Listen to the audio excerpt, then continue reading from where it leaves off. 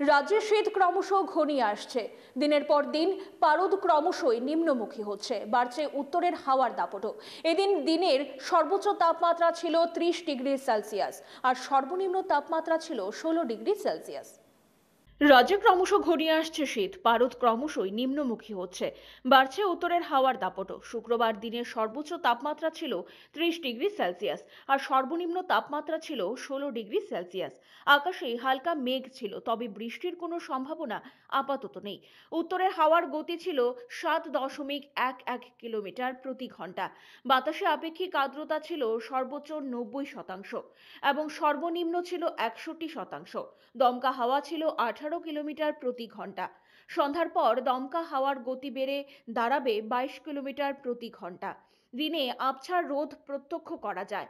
রাতে হালকা কুয়াশা থাকবে আকাশে, তবে রাত যত গভীর হবে তত বেশি শীত অনুভূত হবে। শনিবার আবহাওয়ার তেমন কোনো পরিবর্তন হবে না। দিনের সর্বোচ্চ তাপমাত্রা থাকবে 28 ডিগ্রি সেলসিয়াস আর সর্বনিম্ন তাপমাত্রা থাকবে 16 ডিগ্রি সেলসিয়াস। আকাশে কিছুটা মেঘ থাকলেও রাতের আকাশ পরিষ্কার থাকবে। অগ্রহায়ণ মাসের মাঝামাঝি সময়ই রাজ্যের শীতের দাপট ক্রমশ বাড়তে থাকবে বলে জানিয়েছেন আবহাওয়াবিদরা। ব্যুরো রিপোর্ট, পজিটিভ বার্তা।